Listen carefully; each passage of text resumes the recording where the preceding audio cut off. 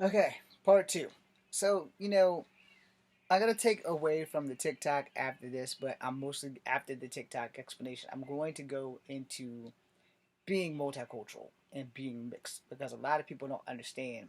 Because, all right, the video with justice for Asians, justice for black people, all right, I get it. I'm 47. You guys are just starting your ringer. I'm a Gen Xer. Trust me, you aren't the only ones that have been through some racial shit, you know? So, on the TikTok, again, people were coming at me. They were just coming at me, coming at me. And it's not the only video where people have come at me besides the Justice for Asian and the cowboy with the white hat that was actually Native American. All right. So I touched on Brave Star. So let me drop this little tidbit while we're here. If you haven't seen Brave Star, you should go check it out. It's a cartoon of a Native American who is also a cowboy, and his best friend is a fucking horse. If you have not seen Centurions, there's only one Native American in there, and the Centurions don't even have a black Centurion. They have four white guys and a Native American. The Native American guy is named John Thunder. So as you can see, growing up, I didn't have a whole lot of Native American heroes to learn about or to guide, unless you count the X-Men, which was Warpath and Thunderbird. And most of the other Marvel Native Americans were female, who were X-Men like Danielle Moonstar, or Forge, who was a dude. Those are four heroes that are Native American until I found out about American Eagle, and then Johnny Wingfoot or Lightfoot or whatever the hell his name is, who dated She-Hulk. So that's like five. And then you have like the bad guys. You got Puma and you got Scalp Hunter, and then you got a couple of others who I can't remember. But they didn't give us a lot. All right. So growing up in the 60s, 70s, and 80s, there were very few Native American representatives. Because if you grew up in the 70s and 80s like me, you watch reruns of Rawhide and stuff like that. Because my dad loved westerns, my mom loved westerns. I hate westerns. I'm sorry, I do. There's a couple of them that I like. Young Guns 1 and 2. Renegades isn't really a western, but it's kind of western themed. Uh, Quick and the Dead. I can't remember the last Clint Eastwood that was western with him and Gene Hackman. All y'all who don't want to die, y'all head out the back. So that one. But other than that, and that one rarely had any Native American stuff in there. I'm looking for the remake of the Magnificent Seven because I think they did actually add a Native American in there. Where in the original with Yul Brynner, I don't remember having a Native American in there. I could be wrong. It's been a long time. Anyway, moving on. As a person who is mixed, none of you who are not mixed knows how it feels to be on both spectrums of racism. All right? And especially if you've never been the victim of racism from all sides. So I've made videos like this before. So if you want to see the long version, happy hunting. But here's the long and short. I've had a fuck ton of bad experiences from black people. I've had a tiny ton of bad experiences from white people. Up until yesterday, I've only had two bad experiences from Native Americans. And I've never had any bad experiences outside of grade school with Zhang, who was from Vietnam. Have I ever had a problem with other Southeast Asians? So no problems with Filipinos, no problems with Chinese, no problems with Japanese, no problems with Koreans, no problems with people from Laos or Cambodia, Indonesia, Malaysia, none of those big Asian countries. No problems with any of those Asians, all right? So when I tell you something, especially finding out that Native Americans are also Asian, it kind of fucked me up for a minute. And you can track it, trust me, you can track it, all the way across the land bridge, back into early Mongolia, etc., etc. Mongolians have totem poles, and they also did the bow and arrow and stuff that the Native Americans also did, shooting their bow and arrows at elks and stuff on horseback. And that's not just like a South American thing, but it's also a North American thing. It's even a First Nations thing in Canada. So yeah, you can do all the fact checking you want there, but Native Americans are biologically Asian. All right. Now, me being a hybrid of being Cherokee, being black, and being white, I feel racism more than any of you. All right. I've made videos about being ashamed to be black because of this person or that person. I've made videos of being ashamed to be Native American because of Miss Rainbird. So I haven't done a lot of being ashamed to be Native American stuff because we don't get shit off the reservation. If something doesn't happen on the reservation and doesn't go viral or make the news, we never know about it. So you won't see a lot of be ashamed to be Native American. There's not a lot of white videos that I can say I am ashamed to be white of, because I know in my heart, as much as I love white people, I'm never going to be white. I have white people in my family to this day, and I love them. I will die for them. But I personally am never going to be white, no matter how much my high yellow skin suggests that I can. Now, the thing is, mixed people, we don't have a support group. All right? We've never had a support group. We don't have a support group. And if we're going to have one, then me, The Rock, and Tiger Woods needs to be the head of the mixed people support group. All right? Because if you're not mixed, you don't understand the issues that we have. All right? So if you're black and you're white, you're cruising down the middle. All right? I understand that you're cruising down the middle. Because a lot of holidays that black people celebrate, we celebrate them because we were slaves, and white people celebrated them, and they taught it to us. And there you go. I'm trying to make this as non-racist as possible, and trying to be completely biased while at it. Now, if you're black and you're Asian, or if you're white and you're Asian, you're on a cusp of this. All right. Now let me explain, because everybody's just are gonna look at me and like, what the fuck are you talking about? But you who are white and Asian, you who are blazing, y'all know what I'm about to fucking say. All right. You know it, and I'm gonna say it, and it works both ways for both genders. If you're male and you're white or black and Asian, depending on your family dynamic and your gene pool and your history, and also how where you are. Like if you're in America, you're never going to be Asian enough, and you have to prove you're Asian and black, and you have to work both of the traditions in. Where if you're Chinese or Vietnamese or Japanese and you're black, you will probably be ostracized by some and odd by others and respected and all kinds of. You guys get the shit. The Asian mix who I just mentioned, y'all know exactly what the fuck I'm talking about, because you will, like, if you're a male and your dad's male and your mom's like white or black, and she'll bring in the white or the black traditions. But if your dad's like hardcore Asian, you guys know what I'm talking about now. I'm about to show you. Your dad's hardcore Asian, so you're like militant on learning martial arts if that's your bloodline. If your dad played the fucking violin or some shit, you're playing the fucking violin or some shit. So trust me when I tell you, I have Asian friends who have described this to me, and they weren't mixed, but they understand that certain lines of conduct in their families did they do this shit.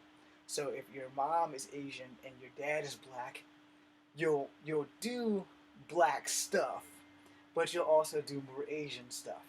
And Rock can probably attest to they probably did more Samoan shit than black shit, because Rock's dad was black, but he was also Canadian. So whatever they do in Canada, Rock and them probably did that shit. But Rock also being Samoan, whatever they do in Samoans in their holidays, I'm sure Rock has had to celebrate that. And as a child, I'm sure that it's been that wavy line on which one do I gravitate more to. All right. Now, when you're writing that, if you're male or female, same shit. If you're white and Asian, um, if you're a girl, your mom's forever going to tell you, you're not a little Asian girl, you're an American girl. We have Asian culture, but you're an American girl. So now you don't have to grow up strict and learn all of these tea ceremonies and all this other shit. If I'm offending y'all, then I'm doing my damn job, because you know I'm telling you the truth. And the women's tea ceremony, some of the men also had to participate that in Japan. Not so much in China, but more like in Japan. I don't know why. Don't dig me a grave on that. Don't counsel me for that. But most of it, if you're the man and your father's a man, one, you will have to serve depending on what Asian country you're in. Now, if you're like part American and Asian, there's probably a loophole. You still have to register for selective service for America. You may have to serve in Asia. I'm not gonna swear to that, because that's above my pay grade. But those mixed who are Asians who have like double and dual citizenship, they know what I'm talking about, especially if you're a man. And now I don't know how the female works on the selective service and shit for America. That doesn't exist, but you can volunteer.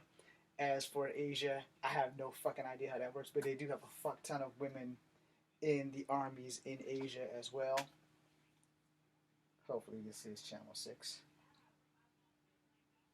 We'll find out when we find out. Anyway, you have your stuff, all right? A lot of the men gravitate towards sports and fighting, all right?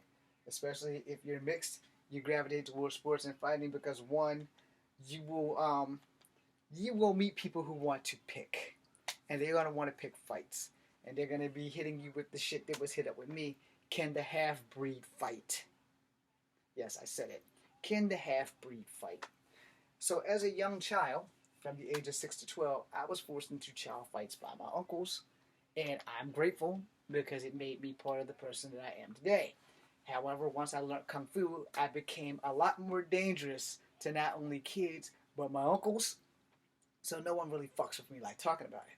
Because when you create a monster, you need an out or the ability to control the monster. I'm the monster that no one can control. When I say I'm the bad guy, make no mistake. It's not bullshit. I am the bad guy. I just have manners. There's a time and a place for everything. Now, when you are mixed with male, if you're male and you're part black and your dad's part Chinese, he's going to get you disciplined straight up and down. And you're probably going to learn Kung Fu. You're probably going to learn some martial art as well as other instruments so that you'll have a conglomerate of stuff. Alright? So if you're Asian, please don't take that the wrong way. Overachieving is something that Asia has been stereotyped to do. Alright? Especially if you're living in Asia versus living in America, where kids have a wild hair up their ass and like, well, I'm going to rebel. Alright? Asian kids also rebel in Asia, just probably not as bad as we do over here in America. Alright? Now, if you're the girl, they expect more because you have to represent the family and you're probably going to be married off, so we want you to not get pregnant at a certain age. It also depends on what area of Asia you are in, and they want you to be successful and they want you to understand. But when you are mixed, you are also ostracized as a female. Now, let me bring it back down to America. So, being part black, part white, Native American, and getting up into the 5th grade before I found out that I was part Native American, I was always told by black girls I was never going to be black enough for them. I was never going to be able to date them. And all I would try to do is date black chicks. Literally, all I would try to do is date black chicks. I didn't give a fuck if you were red bone. I didn't give a fuck if you were black as night. I tried to date black chicks. Alright? Just so I could still be a part of the black community. That shit backfired. That shit backfired on me on so many levels. It's not even fucking funny. And the last 2 black girls I dated had cheated on me when I was 12 and when I was 14. And when I was 14, I was looking down the barrel of a gun. That's the long and short. That video is around here somewhere. I started dating white girls because most of the black girls would tell me I would never be good enough. Started dating white girls, started dating Asian girls. And if you throw it far enough back to kindergarten, the first girl that I ever really had a crush on was half Eskimo and half white. Which I still can't see to find any pictures of her, so I don't know if she was real or not anymore. So I don't know if I slipped into another dimension and here I am, or if it was ever real at all. I know that she also lived in the projects, and she was mixed, and she kicked me in the face. And I started liking martial arts after that, but I didn't learn martial arts until I was 7. So there you go. Not too long after getting bit by a horse. So when you are mixed, understand the level of your mixedness and your skin tone. It plays a very important part on your acceptance. And in the 3rd video, I'm going to talk about how we don't have a fucking support group. That video is going to be longer than this video because I didn't want to keep dragging it on and dragging it on. And I really want to just do that one video about how we don't have a support group. So, excuse me. So that is going to be the last and final video of how being mixed and we don't have a support group tends to work. And it doesn't help us to not be able to come home and express it to our parents because my parents were mixed. So since my dad looked black, he didn't really have this issue. People just didn't know he was mixed because he looks like totally black. And my mom looks totally white. So she didn't have this issue. I'm pretty sure that they had to play it off. And my mom went to a county school for the most part. And my dad, he stopped going to school in the 8th grade. So yeah, we didn't get too much of the genius genes from that one. Or he was just so smart that he didn't want to go to school anymore. He just wanted to work life. And back then, they could probably do that shit. I don't know what my mother's education is, and I don't know what my father's mother's education was, but I know that her profession was a chef, and my great-grandmother was also a chef. On my mom's side, I have no idea what the fuck my grandmother has done for a living. I've never asked her because I've always been scared of my grandmother Pocahontas just because she would not hesitate to whoop a person's ass for anything and everything, with anything and everything. So yeah, in the next video, I will do a deep dive into why we mixed people do not have a fucking support system. Thanks for watching. It's Comfort Havoc number 2, BC and you.